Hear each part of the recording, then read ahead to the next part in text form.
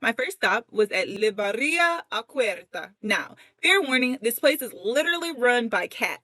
Inside the library wasn't available that day, which was a little disappointing, but honestly, the books more than made up for it. I stumbled across the most fascinating read about Africans who were brought to Venice centuries ago. Turns out many arrived here through the Mediterranean slave trade, mostly as domestic slaves. The population never grew large enough to form communities like in Sicily or southern Spain, and by 1520s, their numbers declined. Still, historians estimate that between 7 to 9 million people were involved in this trade during 1500s and the 1800s. It really blew my mind because you don't hear about that part of Venice's story often. From there, I made my way to Scala Contarini del Bovo, the Snell Staircase. Tickets were about €6, and I got lucky because it wasn't crowded at all. The architecture is beautiful, and it's one of those quiet gems in Venice where you can just breathe without bumping shoulders every 2 seconds. The next stop was Fondaco de Tedeschi Rooftop Terrace.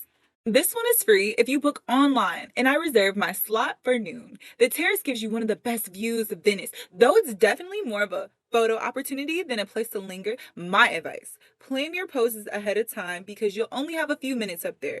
The mall inside is modern and nice, but the real star is the skyline. After that, I walked to Squero San Trovaso, Gondola Boatyard.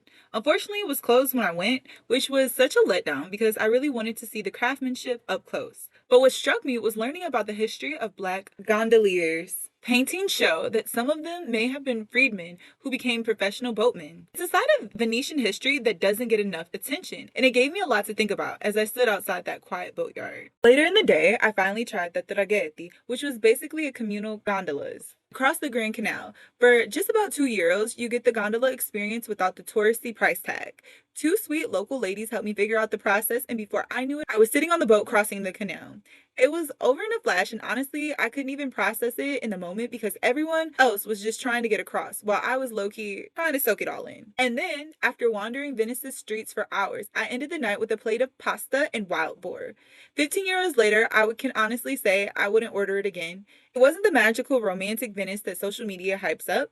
My 24 hours was a mix of beautiful views, fascinating history, and honestly, a lot of loneliness. By the end of the day, I knew I was ready to leave. If you want to see more of my experience in Italy, go ahead and click that link below to see my long form content, and don't forget to subscribe, like, and share.